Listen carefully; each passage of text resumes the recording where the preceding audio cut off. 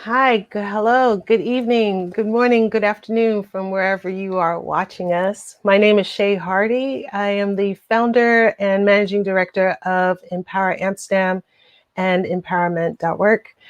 Um, Today we are having our first live talk since the summer holidays, Empower Your Career. We meet every 2 weeks to discuss topics with experts who can give advice and guidance and resources when it comes to your career.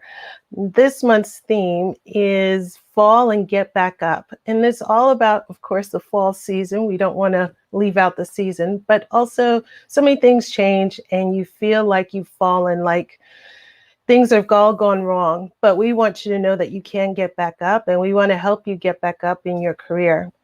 Today, we're going to discuss getting back up and starting your new business, if that's what you're looking for.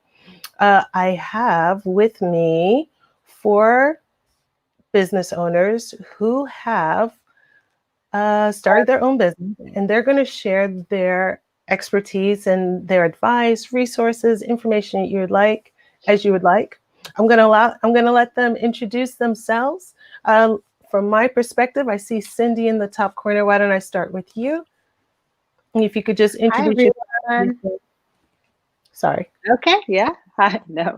Hi, everyone. I'm Cindy. I am originally from New York, but I have been living in Amsterdam for the past 4 years. I'm a mom of 2 young. My career started in finance in New York. I did that for about 15 years. And when I moved over to Amsterdam, decided to reinvent myself and move into the fitness and wellness space. So I recently launched my business, Soul Fit Theory, a few months ago. We've gone live. Just really excited about doing that now. That's exciting. Very exciting. And it switched up a little bit, but why don't I do Kazwati? Hey, the thorn among the roses tonight. Hi, my name is Kuswadi, and I'm Malaysian expat, currently based in The Hague. We moved here in 2012, but I've started my career in corporate world in an oil and gas company back in Malaysia in 2001 as a geologist, and then moved to HR. And now I find myself running my own business in coaching as well as photography. And currently happily living here. Oh, wow. That's amazing. That is a big jump. I'm going to get back into that in a bit. Yep. And Petra Fisher, can you introduce yourself? Tell us a little bit about yourself. Yes, sure. So I'm Petra Fisher. I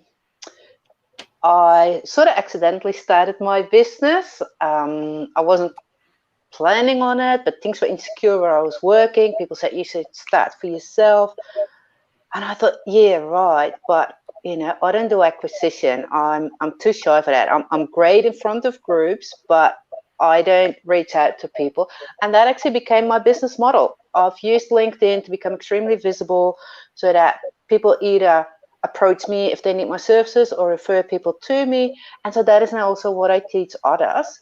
So that's my work. Personally, I lived in the US for a bit. I lived in Australia for 10 years. I'm currently living in Amsterdam with a big fat red cat whom I'm hoping is not going to jump and knock over my device. And the other person living here is my teenager who thinks my jokes are quite dumb, really, generally. So, yeah, that's a little bit about me. Oh, wonderful. I think that it sounds like all of you had previous jobs. So you didn't just jump into being an entrepreneur. You started off somewhere. Maybe you can tell me or tell the audience, what was the catalyst to make you start your own business? And Petra, you already started a little bit about that. Would you mind elaborating a little more? What was it that finally pushed you to start your own business? Yes, sure. Great question. So I was working in this NGO and we had about between 80 and 100 people. I can't remember. But things weren't all working right. So there's a reorganization coming up, and 25% of the people were going to lose their job. And I was in my first year there, so I was still on a temporary contract. And of course, that's the first thing people do, not renew temporary contracts. So I got extremely nervous. I got worried, like single mom mortgage, all that kind of shit. In the end, my contract and one other temporary contract were the only two that were renewed, but again for 1 year. And I thought, and people have been saying to me, oh, you should just start your own thing. And I didn't feel I was ready. But then I thought, okay, I've got at least another year here with a secure income. So I'm going to use that year and start a side hustle. So if I'm ever in this situation again, I've already established something. And then I got another contract. So in the end, I even got permanent. I stayed there for a few more years, but every year I reduced my hours. I went from 32 to 28 to 24. And what was really good for me by starting it off as a side hustle was I didn't depend on the money. So I didn't have to. I made a mistake at first, someone hired me for something and it didn't feel quite right, but I'd never seen that kind of money before, so I did it. And then I learned that's not how it works. So by only doing things, if I thought they were complete fun, meant that I got really good results with good word of mouth. So by the time I was ready to, just go full out on my own, I had already figured out what worked for me and what not, in the safe space of still having that income that just covered what it needed to cover. I like that. I love, I think having a side hustle or starting with a side hustle is always a great way to have that security when you're starting off with your business. It's almost like you have your startup fund already along the side. You have your investors. Because Wadi, maybe you could share, because you also have a unique perspective on starting your own business. Yeah, sure. I like that the side hustle that you were doing, Petra, because to me that sounds like the sort of safety breach before you completely immerse yourself in a solo business, which is for me my safety breach was a career break. So what happened before that was I was due to move to another assignment here in The Hague, to another role within the same company. But I was tapped on the shoulder by a VP of the company and asked her, hey, would you like to apply for this role? And I was the one who wrote the job description for the role, and I know that's not something that I could naturally do or like doing. But just because somebody tapped you on the shoulder, somebody that you admire and respect, so you thought, why not? And the thing with such situation is that you started investing your life and energy and your effort in gearing towards having the job. And then I was pretty sure that I would get the job. So I prepared for the interview. I went for the interview, but I didn't get it. So the initial reaction was anger. I'm looking for somebody to blame, because after all the effort, and then you've started talking about it already, you're going to move to a different role and getting promotion and not getting it. So it's disappointment and looking for somebody to blame. But I think it was very quickly after that, a couple of days later, I realized, hang on a minute, I almost committed another 3 to 4 years of my life to do something that I know that I'm not gonna enjoy, just because somebody asked me to, or somebody that you look up to, and then again leaving other people's expectation, right? And but at the end, they didn't resource that role, and then they even scrap it off. But I think that's just enough to sort of trigger me to think, hang on a minute, what do I want? Yeah. And then I remember walking in the park here and then talking to my partner about it. Hey, I'm thinking of taking a break to really figure out what I want. And then, but he knew, of course, about the story, the back story. So he said, hey, make sure that you are after something, not leaving. You're not running away from something. So I thought, I like coaching. I like mentoring my junior team members. So why not I getting myself formally certified as a coach? So that's how it started. I applied for sabbatical leave, and then I got it. And studying my coaching school, got my first client right at the beginning of my coaching program. That really like a big confidence booster.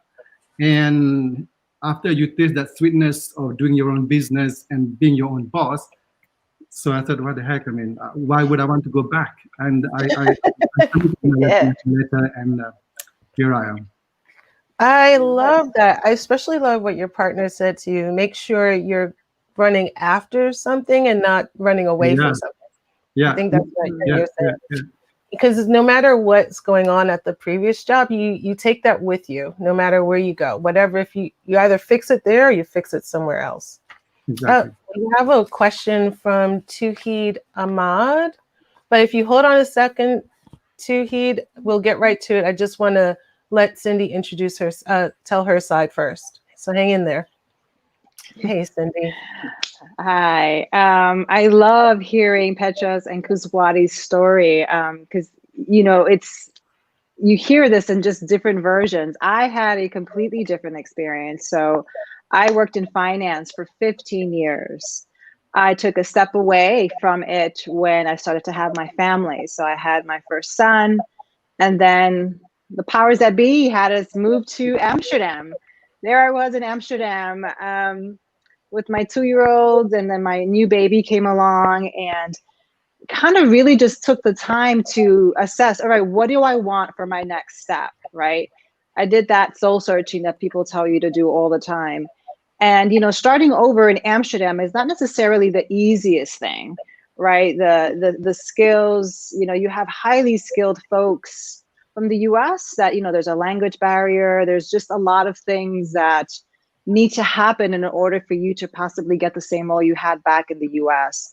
So in just understanding that, and also just really having a think, do I really want to go back to finance? Did I really enjoy it?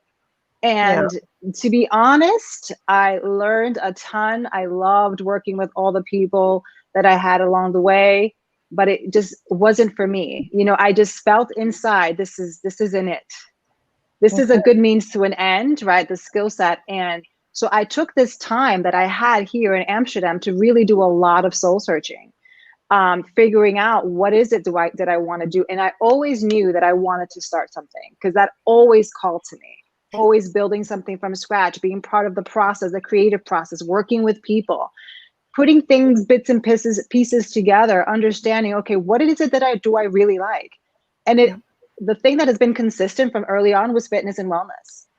And moving into that space, I would have to say, was one of the hardest things I had to do, because I had to literally shed aside the identity I had created for myself, right? Pre-kids, right? I went to school, I got an economics major, it was all finance. And then I had to let go of that Cindy and become this new person. And giving myself the permission to do that, not caring what like my parents would say, what friends or family would say or think, and just go for it, right? So that's kind of a bit of my story. I think that is so key. I think that's a struggle that a lot of entrepreneurs have. This thing that you said, shedding your old identity. I mean, and it could be an old identity, it could be a way of working. You find that a lot of entrepreneurs, when they're starting and they start working for themselves, they still are acting as if they're an employee.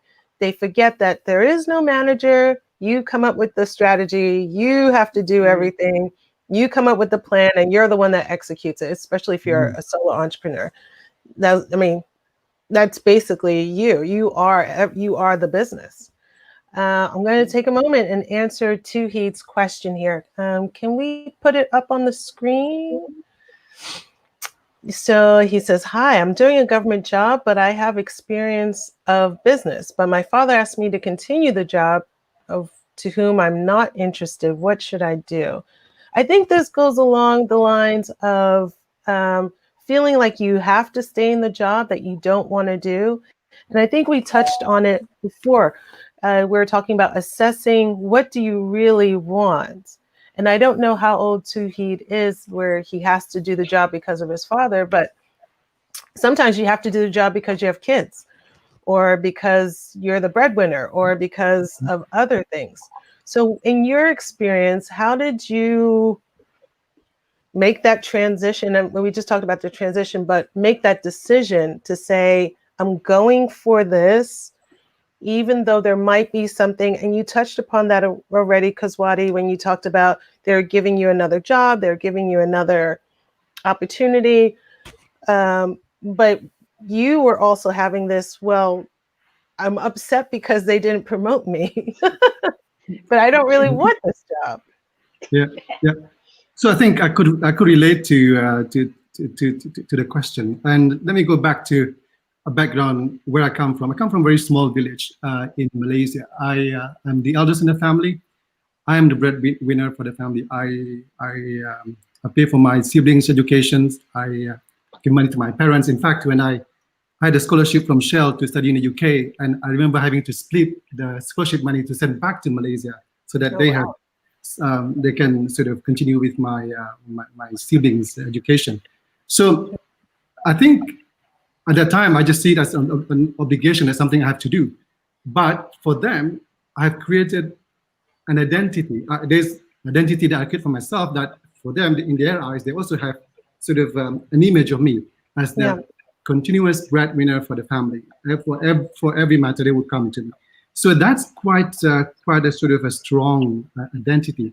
Now, so, and then it goes back to when I came out to my family as well in 2005, and that episode was the biggest sort of turning moment in my life where something big sort of lifted off of me. And then I was risking of disappointing my family and friends. And then there's so many fears and what ifs, right? But having gone through that episode, well, alive and well, even happier, I knew then all these fears that just sort of you created them in your head. And when I made that decision to leave the comfort and the security of this corporate world, I've guessed it, and it was right that my family response was, really, why would you like to do that? Such a good pay, but I can understand where they're coming from, because would they still get the support that they're used to? But of course, that you sort of saw that out in the behind the scenes with whoever that you, for me, with me, my partner, and we discussed that, and then of course there's enough savings, that shouldn't be the worry. And also I made that decision when my youngest sibling have gotten the job. So the rule is, the moment you got a job, the supply stop, because I would like them to go. My point is, you're balancing that risk of your obligation versus the timing of where you should be focusing on your own wishes and hope. So I think, yeah. So that's, but of course now they can see how happy I am that the supply hasn't stopped. I mean, I still support them. So that sort of helped them to sort of be back into the supporters bench again with what I do. Oh, I like that. I think there are quite a few people who are supporting family members, and there's that big decision of, can I still support them with a new job? I mean, yeah. Cindy, what did you because you were a mom, you had kids, you were in finance. There's still some responsibility there. There is. And, I'm a really risk averse person. So, taking this leap of faith and starting something from scratch, I ran the numbers. I used my business background. I was like, let's run the numbers. Can I do this? Do I have enough cushion? I have my husband, and we agreed to he met me, in my mind is like, you met this person and you married a banker. And now you're gonna marry what exactly? Like, I just had all these thoughts. I'm like, what are you doing? Gonna teach yoga now? Like, that sort of thing. Like, what happened? So, I try to take a practical approach to it. I ran the numbers. I saw how much cushion we had, and I said, okay, I'm gonna give this my all, right? Because I realized it lifts me up. Like, I've never, having worked for 15 years, I remember going to bed on Sunday and being like, damn, I have to go to work tomorrow, and I hated that sinking feeling in my stomach. And I always read about these, entrepreneurs, people that started businesses. They were like, yeah, it's hard work, but you're excited about it. And now for the first time, I am. And having felt that, having a taste of that, this is when I'm like, I'm all in. But at the back of my mind, I always have this fail safe saying, you know, if push comes to shove, obviously we have obligations. You know, we have families back home. You know, God forbid a big thing happens and all our savings are gone. I could always go back to work in finance, right? I have a skill set. I can always make do. But in my mind, I'm like, no, I can make this successful because I want it this badly. And it feels so good that, you know, it has to succeed, right? So, Right. but, you know, practical approach first. I ran the numbers, did it, sense checked it, and then I just went all in. Oh, that's nice. Petra, because you're a single mom, Yeah. you had your obligation was even bigger. You don't have the partner on your side who you can, balance out what he's or she is bringing in. You just have you. So, and yet you still went and did it. I mean, you did the side hustle, a little security. You didn't just jump right in. What was that like for you to have to address the obligations versus the clear desire that you wanted to be on your own? Yeah. So you're right, because at times it could be seen as a bit of a scary thing, because not only that I have the mortgage and be the sole provider and all that kind of stuff, also there wasn't really a buffer in the bank.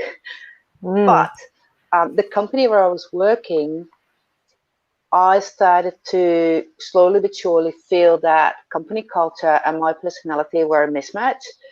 And that was getting to become quite unpleasant at some stage, and yeah, so that made it really hard. I actually ended up having a burnout. And then, as talks were sort of meant to happen to reintegrate and go back to work, someone said to me, look, you've been there 7 years. This is not your first burnout. Have you ever considered that it's not you, but that is just not the right place for you, that there's nothing wrong with you, but that, it's just in a particular organization where you don't fit in? And I was like, yeah, but. And, I was thought, well, well, in the end, I left. And that wasn't the most pleasant thing, with lawyers involved and all that kind of crap, and got the bare minimum that they can get away with giving you when they want to get rid of you. But the good thing was I was entitled to, I think, a year's unemployment benefits or something, I don't know. And obviously that is a very small amount because I was only working 24 hours. So I was just covering my cost. And then when you go on benefits, that's only 70%. But my side hustle was already making enough to fill that gap. So I just thought, okay, so this actually gives me a year to fully focus on the business without having to be too stressed about the money, and yeah, I just did it. And I mean, in a way, having started my business while I was still in that job for my mental health, it was one of the best things I've ever done, because as things in the company were getting more and more of a mismatch, I became really insecure. I thought it was me, I wasn't doing my work properly or whatnot. Had I not had that side hustle where, people kept telling me that I was so fantastic and that I was doing so great, and someone was following me around all over the country where I was doing presentations, and yeah, someone. And that was really good for my mental health. So if I hadn't had that where I was still successful, I would have lost myself. But then I could think back and realize that in previous jobs, I had functioned. So although it wasn't completely by choice, the moment when I decided to fully go, it was by choice when I started as a side hustle. It sort of happened when it became full-time, but I've never looked back. I mean, it's been absolutely great. Okay. Wow. Well, we have a few people watching along with us now. If you are watching us live, please put your name in the comments, give us a hello, ask any questions, make any comments if you want to share a piece of your story, or if you have anything you want to add on to anything that we've said, please feel welcome to do so.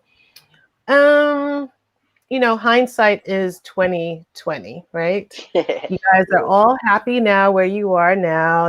This is the job you want. This is the life you want. This is the career, the business. Looking back when you first started, what is one mistake that you're like, if I knew then what I know now, my life would have been easier, the business would have been easier. What is that one thing that you're like, ooh, that was Only one? only one. Well, the major one, the one that you're like, this one was probably a doozy. If I had not done this, I would have done things differently.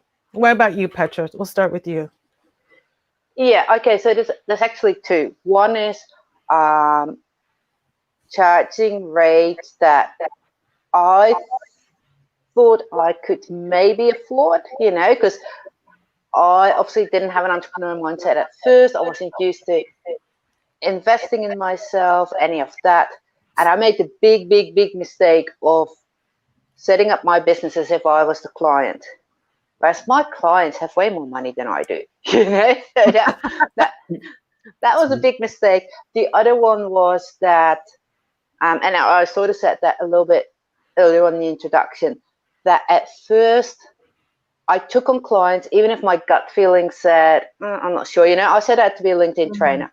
And then I got hired by someone to do different types of social media, but this was a person that left their job, got a good payout, had to spend it for the end of the year, so they said, okay, we need to get rid of this much money. You've been recommended. Can you do this, that, and that? And although I did a good job, the client was really happy. That is only because I knew more than the client. But I knew enough more, that's not correct English, to know that I was not doing a good job, really, except the client didn't know. And that was the biggest thing. I've learned to really listen to my gut feeling, because if you're going to take on projects, assignments, clients that you don't really feel right about, you might as well stay an employee and get all the benefits that come with that. Right. Oh, I love that. Okay, so think about the pricing. Don't underprice. Don't think about what you can afford. Think about, so basically know your client. Know your client. Yeah. And the other one is also be comfortable with saying no to people that if it doesn't feel right, don't work with them. Oh, yeah, I have established a network, so I don't just say no. I refer them on to other people. I don't leave people hanging. But wonderful, wonderful. What about you, Cindy? I really liked Petra's answers to this, especially what really resonated with me is when she said, trust your gut, right? Listen, as I've moved into this space, I've taken kind of, I've forced myself to kind of really listen to myself, because I've always just been action driven. And you do have to trust your gut. And you have to also, and I realize that sometimes in your head, when you're starting something, you think, oh, this is the way it has to go. This is how, this person started, and this is what they did, and I should do this. But actually, every entrepreneur's journey, every story is different. They started completely different. They came from different backgrounds. They have different environments, different support systems around them. It's going to be totally different. So you need to listen to yourself and see, all right, what do I want? How am I what feels good to me in terms of moving forward on my business? Do I want to scale? I know I want to scale, but what's the speed at which it feels comfortable to me, right? Who do I want to work with? So really listening to yourself, that inner voice. And I think that a lot of the time we've been forced to sort of like not listen, because we're like, who listens to your gut? Like, go with your head, what you know. But honestly, that, and I would also have a second learning that I still remind myself to this day, which is, it doesn't have to be perfect right now. Like, oh yeah, you think that to put a product out there, to give a service, it has to look a certain way, it has to be a certain way. And we forget that there's iterations, right? We get to the end product through iterations, right? Like the iPhone started, like what did the iPod look like before it became, it was like this other, like, it's iterations. So we start, listen to your gut, start slow if you want, or start the way you want to start, and just know that it's going to change. right? Yeah. So don't be afraid. Don't be afraid to move forward, and don't think that you have to be perfect and it has to be perfect. That is so key. Listen to your gut, and it doesn't have to be perfect. I just want Petra, is that your cat in the background? I feel like I'm crying. Yeah, Is it I your cat? know, but I can't get rid of it. No, that's okay. That's That's okay. okay. But I was just checking. I was like, is that a cat or a baby? Somebody get the baby. No, my daughter just let him in because he was meowing out in the hallway, and I'm like, No, upstairs, but she let him in here. no, totally fine. I'm just checking that no babies are crying. It's fine. Um, Sorry. that's fine. Kaswati, what about you? What's like a big Right. So I think it still go along the same theme of what Petra and Cindy says. Petra says about gut feel, Cindy said about being self. I think for me, it's owning my own definition of success, owning my own definition of how I want to run the business. Because by not owning of these big words, I think we could quite easily go back into the trap of somebody else's expectation, living somebody else's expectation and become unhappy. And then I think there you get back to the question of I feel like a fake, right? And I think that was one of my sort of biggest sort of lesson learned, or the trap that I try to sort of always remind myself of, because especially in this days and age where information is at your fingertips, social media, as you see how people doing the image that people project on their on your screen, and as I can relate to that, especially in for both coaching and photography. It's so easy to be tempted to say, "Oh man, I should be doing that as well," or "Why not I'm doing it?" And you just beat yourself up, Yeah. and then But of course, being trained as a coach, that comes with the benefit of having that coaching voice in your head. Is that true? Is that you? So I think that's one. That's one, because the two of you give two, so I'll give another one as well. I think, and then it's more in a more practical term, which is your relationship with money and my relationship with money. I think had I were to turn back the time, I think I would invest a little bit more time to reflect and to learn my relationship with money. Because I think, as I mentioned to you before, I'm the breadwinner.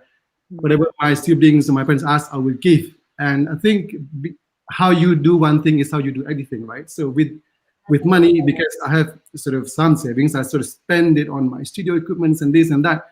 And then I'm also afraid of not afraid, but shy of charging people, because I thought, how could I charge somebody for me doing something that I really enjoy doing? I could just sit here without you pay me. And then how could I just charge it? And then I remember my partner and my father-in-law and saying, whatever you think, 2 times. Yeah. Wow. So I think those are the two things Yeah. that I would say are my biggest lesson learned, or something that I would have done, approached differently. But then again, I don't regret any of that, because it brought me to where I am today. It made me wiser a little bit, I guess. I love that, because I think particularly the relationship with money, is something that you don't think about when you're first starting your own business. You think, okay, I'm going to be paid and they're going to pay me this, and you just go along with it. But when it comes down to charging people, to investing in yourself, because that's also sometimes an issue, you forget to do that. But or even putting away, how much do you save? Those things. Oh yeah. It's all about your relationship with money, and even sometimes your self-worth. Are you worth this much money? Should someone actually pay you for this much? Let's talk about pricing, because that is always a topic with entrepreneurs. And since you already brought it up, let's just go right into that. We don't need to know your prices now, but that journey, where did you start, and when did you get to a point where you're like, this is how much I'm worth, I'm happy with it, and I'm never going back to wherever you began before? Like, what was the catalyst to say, yes, I'm going to double my price? When did you get that? Maybe we could start with Cindy, because Cindy, how long have you had your business now?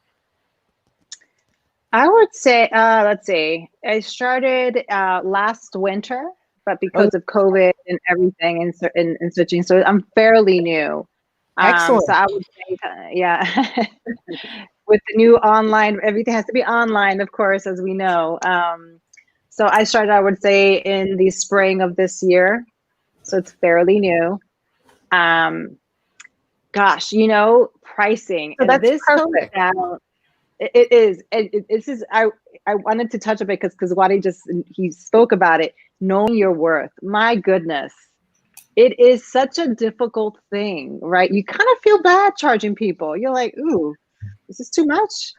And then of course you have like, you know, I feel like you always should have, like, I call them cheerleaders or champions behind you that know you and just say, of course you can charge them. You're worth that much. You have to know it's a service. You're giving such a great service to people. And it's like, you got to have someone kind of talking to you like, okay, we're good. You know, but I go back to what I said before, listening to my inner voice. What is it telling me? Like, I really just sit down and say, okay, what do I feel comfortable with charging right now? Right. Do I something first at no cost because I want them to understand what I'm providing them? And if they see value, if I'm that person for them, great, then we can talk about pricing. And it's evolved. I would say my model has evolved as I've gained more experience, as I get more certifications. I feel like for me, getting more knowledge, more experience training, more experience with different topics or theologies that I can share and as part of my sessions, I can start slowly increasing the price. So I feel for me, it's a time, it's an evolution, and the products change as well, right? Because it doesn't have to be perfect right now. It's going to change. For now, the pricing that I've set feels good. It feels adequate for the time. For if it's an online or live class, it will be different. It just time and energy given.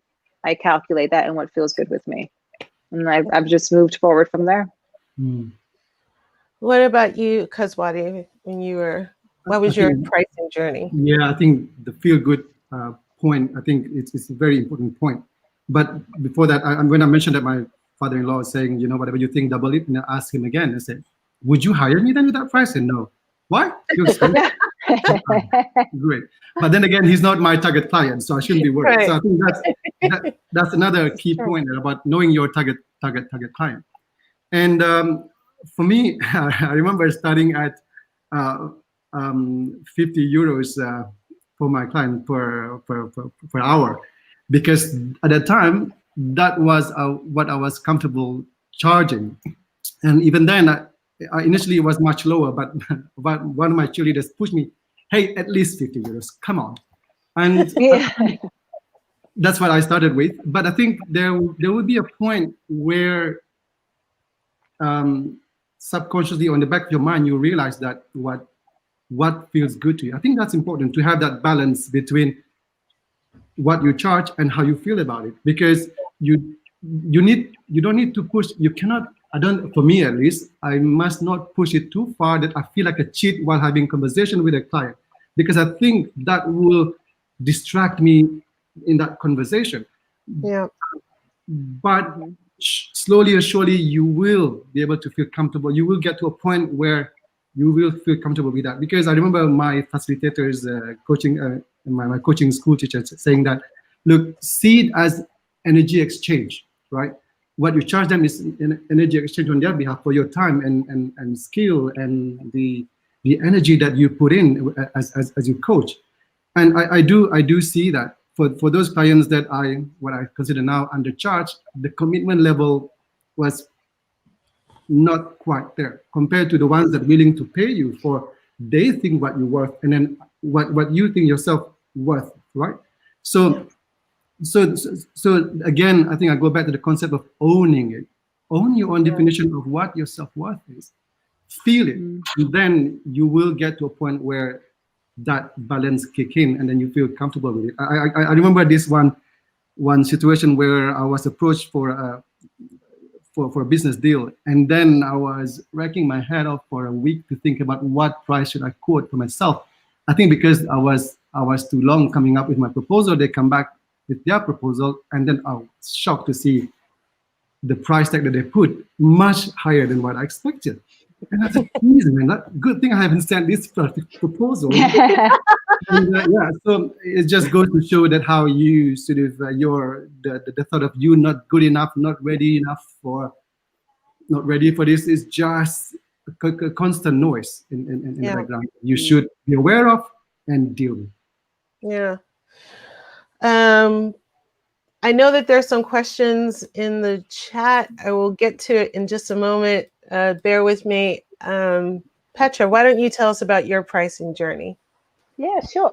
So like I said earlier, I started off way too low because I was scared to ask it. When I first doubled them, because I still struggled saying it out loud, I actually literally put my fees this big on my website. When you got to the services page, the first thing, it was not down the bottom either, it was the first thing that would hit you, this big, because I thought, well, that will self-select people. You know, until I got comfortable talking about it. But one of the reasons I actually even up my prices again, so there's a few things. Obviously, this thing we've always heard, you know, just because I can do something in 15 minutes, you know, yeah, took me 20 years of experience to get there. That's one. The other one is the value that the clients get out of the work with me. I also had to change that I don't give an hourly rate. You know, I just said for this work, it's going to cost that much. And then, but one of the things really, before I became an entrepreneur, my background is in social work. You know, I have worked at a shelter for domestic violence. I have worked with drug users. I have worked with homeless. And I reached a point where I was still wanting to help people, but only people that were motivated to do their bit. And as a trainer, I found the best way to find these people is ask that much money, that only people that are really committed to themselves, to their business, and to the outcomes they want to get will hire me. Because, and then I go above and beyond, and then of course you get that guilty pang, like, oh, but there's so many people that could really use my help but can't afford me. So I'll cover that by setting up an online training that is at the total opposite end of the spectrum. And at the moment, I'm even doing weekly free sessions, you know, for just half an hour, because then they don't take me preparation time, you know, it's all in my head anyway. So I do offer something to offer, and also I can do that because of the fees I ask. It means that there is some time left in my week so that I can show up in different ways where yeah, I feel it's right to give back. So yeah, I think my fees have doubled twice since I started 9 years ago, and now I'm at a level where I think, yep, for what I deliver and what people get out of that, this is about right. Ooh, very nice. Ooh, that was a lot. That was good. I'm going to say hello to a few people. There's a Karen Lopez. She said, "Great, Cindy Heron." I guess that's a friend of yours, Cindy, or maybe not. Not sure. And there I recognize the name. Then there's Ken Roslin, who might have been tagging someone. I'm not sure. And Melissa Rosaria has joined us, and she has two questions. Questions. She made a comment first at the value that we gave valuable tips on pricing. Oh yeah, here it is. Would you recommend to start a business without a safety net? What would you say? Well, what would you say, Kaswati? What would you say? My first reaction was go for it. I think there's pro and cons by having safety net. I think I know that I started with, there is a safety net for me. And I think by having that safety net, I think you don't push yourself that much because you know there's a fallback option, right? You're not as charged or as determined, as daring as you would if you didn't have that safety net. But if the situation is such a way, that life gives you such a way that, you know, there is no safety net, man, that should not be sort of the reason for not doing something that you love doing, because that would be your source of atomic energy that you will ride on, that would just push your passion through. So for me, I would say not necessarily, no. Yeah, I disagree. Okay. What do you say, Petra? Well, because all that time, this first few years, there's always people telling me, like, oh, as long as you keep your day job, you're never fully going to go for it. It's never going to get to anything. And no offense, but these were women that had husbands with high paying jobs, that told me this. But think about it. I had hardly any savings in the bank, like, just enough if the fridge breaks down. I have a mortgage. I have a child. And I mean, I have a child. It's not as if there's alimony coming in or anything like that. If I had started without a safety net, you could say, oh, yeah, but then you're really, really going to work for it. I could do it if I was on my own. But when you have a child, you can't always prioritize work. So I think that you have to be able to do it, So that's why I really liked having a side hustle and reducing my working hours. I mean, when I was still in the job, I did reduce my working hours to the point that my job didn't pay all my bills. So I had to bring in enough from the thing. But yeah, so I think you got to see if it's doable. Like in my case, if you have a child at home, and I'm just so glad, and sure enough, as soon as I decided to take the plunge to go fully out on my own, bloody child gets a burnout, doesn't it? I mean, who expects it from a child? I had her here on the sofa for 9 months, and we live in a house. Look, the whole living room is 4 by 6. We're sitting 3 meters apart from a seriously depressed child that's been at home for 9 months while I'm trying to set up my business. So it worked out, but that was only because I had already established it to a certain level.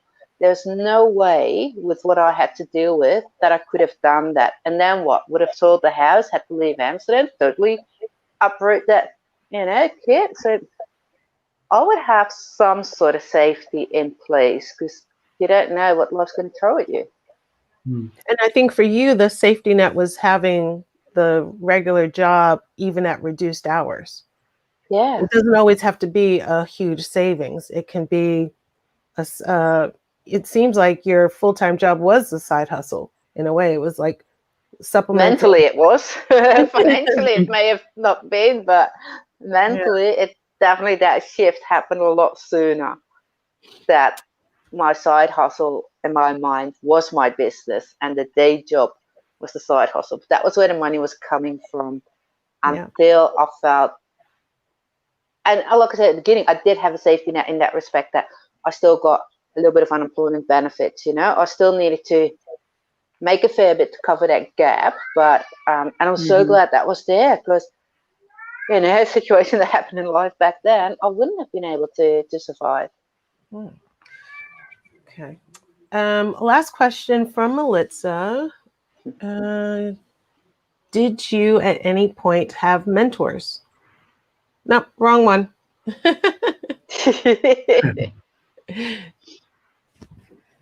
So, Cindy, did you have any mentors? I did not have mentors in the space, but I had friends who had started businesses of their own, just different types of, in different spaces completely altogether. And I went to them, I went to them to kind of learn, sense check, and I still go to them, right? I still go to them and saying, like the idea of finding your value, being comfortable with pricing. That's something that evolution is still ongoing for me. So I would say, I had mentors, not in the space. I'm actively still like kind of looking and reaching out for them, knowing that I know I will meet them at some point. But it's important to have people that have done it before, I feel like, right? Because if they've done something, not necessarily in your space, but something like that, like starting a business, then at least they have the experience and they've gone through the fears and the self-doubt and the stress and all that. And then you can just bounce ideas off of them. So it's super important to have someone like that in your corner. What about you, Kaswati? Not formally, not, but of course, again, it depends on what you mean by mentor, right, and how you define it. But I do have, as Cindy, what Cindy I'm lucky enough to have a network of seniors and people who have done similar things with what I've done that that have very good relationship with it. I constantly consult for insights and advice. What would you have done, and if you were in the same situation? Yes, those are helpful and valuable as when you sort of find yourself in a corner and you can't just get beyond certain situations. So yes, that could be very useful. Good. Okay. We just have a few more minutes. If there are any questions, again, please put them in the chat. I think Kelly Britt says hi, and Lena says thanks for this. So you guys are giving some useful information. Let me see, where are we at with time? We have about 10 minutes left. I want to invite anyone who's listening to, or if you're watching on the replay, please add your questions in the comments, and someone will respond to you. It could be one of us, it could be somebody else. In 2 weeks, we have our next live talk on the 29th, and it's going to be under the same theme of getting back up. But then this time we're going to talk about using your network to help you with your career. And stay tuned for that. Last question for me, guys, and it's a short, well, I think it should be a short one, but someone who's starting out their business, where should they start first? Who should they go to first? What would be the best first place to go to? Petra? That's a good question. I don't know, because I was just thinking as I was listening to the other people, because I never had a mentor. I figured everything out myself. I didn't even know about networking, that was only a few years later. So somewhere along those lines, I suppose, get support, find people that understand what you're doing, because I think that would speed things up a bit. Look, because I didn't do that. I didn't know, I didn't come from a business background, from an entrepreneurial background, so I just sort of dived in and figured it all out. And I think, I think either, go to networking things where you meet people or find a mentor. I think those things will really help you at the beginning. Yeah, that's a good one. What about you, Cindy? I am listening to this question, and I actually do have a friend who wants to start something. And again, it's a very personal thing, and it's all about listening to yourself. Like, what feels good to you right now? For me personally, I go to pen and paper, right? Or, digital. I have to project manage. I have to write it down. All right, what's my idea? Here it is. Do I have a name for it? Kind of. Here we go. Potential logo names. What's the service? What does it look like? All right, we have the basic premise. What is the mark? Just start filling out kind of like your your pseudo business plan, right? Just basic questions. What service am I providing? Who's my market? What's my audience? Then maybe go out there and do some research. Talk to a few friends, talk to friends of friends. What do you think about this idea? Does it sound, get some feedback, see if there's any demand. Yeah. And then from then you should get some traction. Maybe you meet someone along the way that's like, it's so cool. I actually have someone who's done that before. You should get in touch with them. And that's how you get started. But I think, honestly, maybe just putting your ideas down on paper, fleshing it out as much as you possibly can, and then going to start with your friends, your network, start talking, doing your market research. And then I think the steps will automatically sort of unfold for you on your path as you go, as you continue moving. Yeah. Well, I love that. Market research, start there, ask questions, get feedback. I think we don't do that enough. I think some people just jump in, and not necessarily that's the wrong idea. Like you said, everyone starts differently, but it does help to at least find out, is this a good idea? What do you think? What would you say? Would you pay me? How much would you pay me? That kind of thing. Mhm. What about you, Yeah. Kaswati? No, I agree with the ladies, and then it's quite similar to sort of what I went through myself as well. Even though, as I mentioned before, these days and age, it's so easy to find and to do your online researchers, right? And what should be done, what's the blueprint, or where you should start.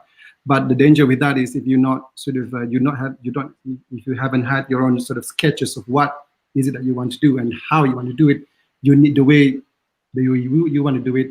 You're quite easily swayed by how other people are doing it, and then that could be sort of hit or miss. So agree with the two ladies. You know, it sounds like quite like figure out your own way, figure out your way, and figure out the way. But that's the way the cookie crumble for me, at least. Yeah. Okay, good. Well, I want to thank you guys for joining us this evening, this morning, whatever time zone you're in. I want to thank you because the speakers were sharing your insight, your experience, your ideas. I think this was really helpful for a lot of people. Melitza's already said she appreciates your answers. And for those of you that are watching, please put your comments, your questions in on the replay, and maybe one of us, somebody will get back to you and answer your questions.